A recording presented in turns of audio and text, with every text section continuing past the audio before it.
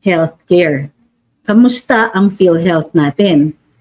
Yung 500 billion na nilaan nila para sa ayuda, Diyos ko, ang laking maitutulong sa healthcare natin. Di ba tayo naaawa sa mga mahihirap na nagkakasakit? 500 billion will help that PhilHealth. Is it? Yeah. 500 billion, ang laki na ng iaangat. Dadami na yung posibleng maging benepisyo natin. Lahat tayo dapat miyembro ng PhilHealth. Okay. Ang ganda sana. There's freshly baked bread there. So, what do we do? Paano yung mga kababayan natin? Hindi rin lang tayo eh. Diba tayo, gusto rin natin umangat.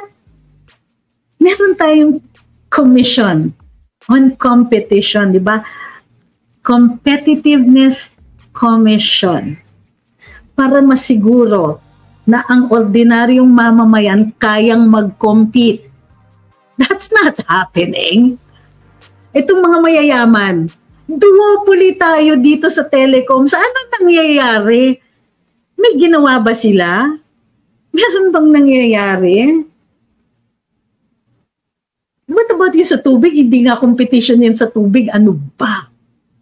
Internet, may competition ba? May competition ba sa cellular services natin?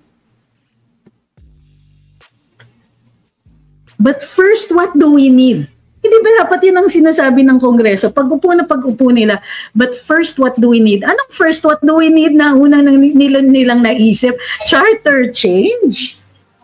What? Sino magbe-benefit dyan? Ad agencies? Talaga, yun ang inuna ninyo, napaka-specific. Tapos education, para matutong maging Amerikano yung mga kabataan natin, para lalong hindi nila mahalin ang bayan natin. Gusto nila ganon? Gusto nila ipasok ang mga foreign schools. O sige, pwede. So para pwede na natin masabi, graduate ako sa Cambridge. Kasi andito na yung Cambridge. Bakit yun ang naging priority nila? Ha? So, nasa na yung level playing field dito pagdating sa negosyo? Ha? Gusto nila foreign direct investments para matalo yung mga matatagal yung mga oligarko. O sige. Pero ngayon na may foreign direct investments at foreigner na lahat ng may-ari ng mga negosyo dito, sinong ordinaryong mamamayan ang makakaangat pa? Inisip ba nila yon? Hindi. Sabi ni Tej, ad agencies para yung mga produkto ng US ang tangkilikin natin. Ginawa tayong captured market. Ay, isa pa yan. Pati yung paggawa ng ads magiging foreigners na. Tama. Nagbukas tayo talaga ng opportunities para sa mga banyaga. Thank you. Ang babait ninyo talaga. Sabi ng Facebook user, sa dami nga pong problema, inuuna ang pangsarili nila. Imbis na isipin ang mga tao, nakakalungkot talaga palibhasa, mayayaman na sila. Correct. And because it takes money to make money, sila lang ang making money. Tayo, kamusta? Kamusta? Dumadami ba ang negosyo dito? O sino lang ang yung mayaman dito? Meron na ba kayo uli narinig na na nakalangoy na po ba kayo sa sa dagat ng basura or whatever? Dati kaya pa di ba? Sipag at tiyaga. Okay, kaya. Ito nga, Senator Mig Zubiri, nagsumbong po kayo sa Pangulo kasi nagkakaroon ng People's Initiative. At gusto kayong i-etsepwera ng House. Nakakasimpatize kami sa inyo kasi hindi kami nagtitiwala talaga sa mga kongresista. Pero anong ginawa ninyo? Imbis na sabihin sa ating Pangulo na Mr. President, kahit anong pagbabago sa saligang batas, kailangan mauuna ang information campaign. Kailangan mauuna ang educate sa mga tao, pagdiskurso sa mga tao bago tayo magtangkang magbago ng saligang batas. Instead, what you said was, sige, okay na po yun. Yung economic provisions na lang babaguhin natin. Ano yun? Kailangan baguhin yung saligang batas? Yun ba yung point, Mr. Senate President? You went to the President making sumbong and saying na ine-etchipwera kayo, tapos ang sasabihin ni Mr. President is, sige, economic provisions na lang. At ikaw naman, sige, economic provisions, parang ang lumalabas is, kailangan baguhin ang saligang batas, kailangan magka-charter change. Pero hindi pwedeng i-etchipwera ang Senado at yun lang ang pinunta nyo sa ating Pangulo. Hindi nyo man lang kami pinaglaban, Mr. Senate President. Diba? Hindi ko na hinihingi yun dun sa Kongreso kasi obviously, hindi talaga nila tayo paglalaban. Obvious na yun. Pero naman, why? Why are you leaving us behind? Tapos, pagdating na sa plebisito, sa referendum, saka kayo manliligaw sa amin, done deal na yan. Malay namin kung ano pang mga ginagawa ninyo. Siyempre, ikinakabit pa ninyo sa ayuda, yung pagsang-ayon namin, hindi lang yun. Kakabit nyo pa. Kasi isasabay nila sa eleksyon. Gusto nila isabay sa eleksyon. Ikakabit nila. Ako si Mr. Malakas for congressman. At ako ay yes para sa charter change. So nakaakibat ngayon dun sa mga popular na kandidato. Ano yung susunod? Mag-hire din kayo ng mga artista para sabihin, sige, game to charter change. Di ko ito naiintindihan, pero go na lang tayo. Sige na. Fans naman kayo, di ba? Ano yun? Sabi ni Ricky Antonio, right, dyan po sila magaling. Totoo. Diyan sila magaling, sila mag-uusap nga, ay Mr. President, ito yung gusto kong pagbabago. Ay Mr. President, I thank you kay Allen. Ay Mr. President, ayoko ng ganyan. Pero kailangan baguhin ang saligang batas, di ba? Parang ang lumalabas, we have to change the Constitution. Done deal na yun. Babaguhin yung saligang batas. So we have to? Why? Where is the have to part? Hindi nyo nga ma-explain sa amin kung ano yung problema eh. Pagka nagsasalita si Mr. Speaker, kailangan natin ng pagbabago sa saligang batas para sa foreign direct investments. Tapos na. Hindi niya ma-explain kasi walang explanation. Hindi pa nila sinasama dyan yung mga diskusyon dun sa negative list, dun sa batas na sila mismo ang nagpasa, pero kaakibat niyan, bilis-bilis na magpasa pagdating sa ayuda. Naks.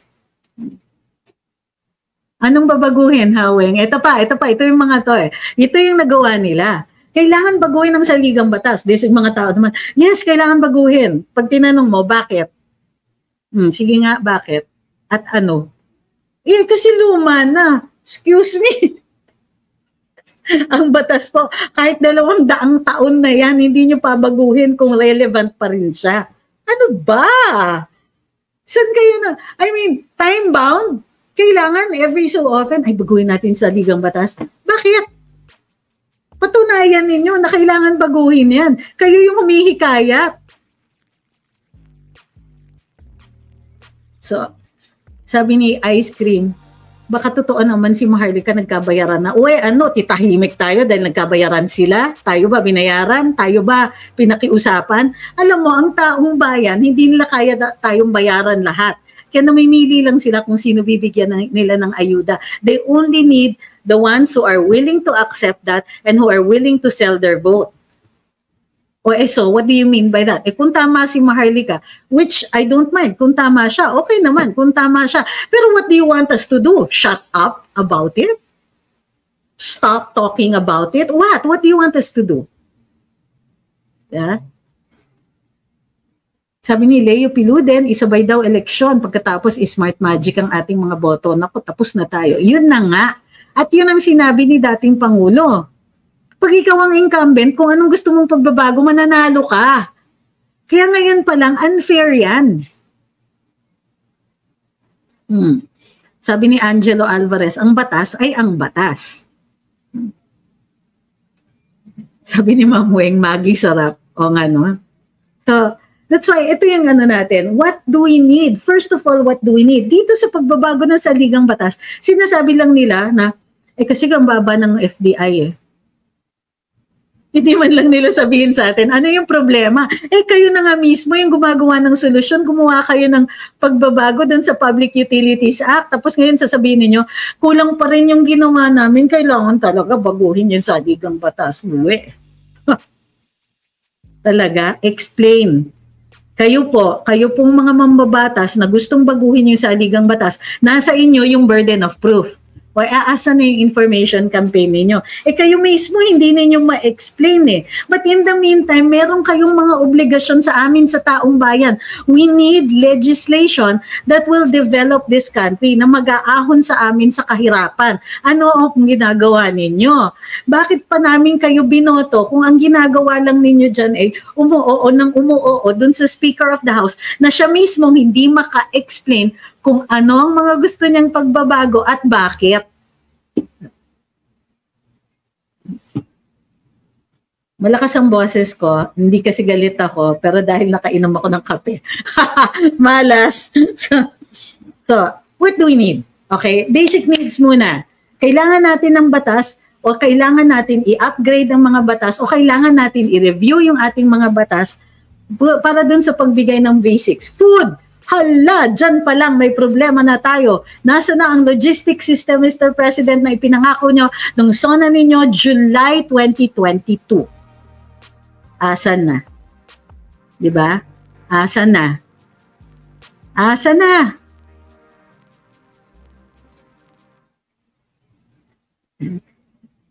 So, food. We need legislation that will help us eliminate yung ginagawa ng mga middlemen. Kailangan natin i-review ang Rice Tariffication Act. Yes, napasa yan panahon ni Duterte. So frigging what? Diba? Anong sasabihin niyo? Cry-cry na lang tayo. Pinasa naman yan panahon ng poon ninyo. Ano ngayon? Inoppose nga namin panahon ng poon namin. Kayo, anong ginawa ninyo? Hindi kayo nag-oppose. Kasi you didn't understand enough of it. Kami, inaral namin. Food. Bakit nabubulukan tayo ng food? Bakit hindi maabot sa merkado yung murang pagkain? Bakit hinahayaan natin mamayagpag yung cartel, na cartelize nila yung middlemen? Hindi ako nagsabi noon si Senadora Amy. Mamaya may galit na naman dyan kay Marcos. Nasa na? Puro kayo charter change. Anong ginagawa ninyo para dun sa pagkain? Huwag niyo sabihin sa akin, directly related yan. Wala yan dun sa mga proposal ninyo.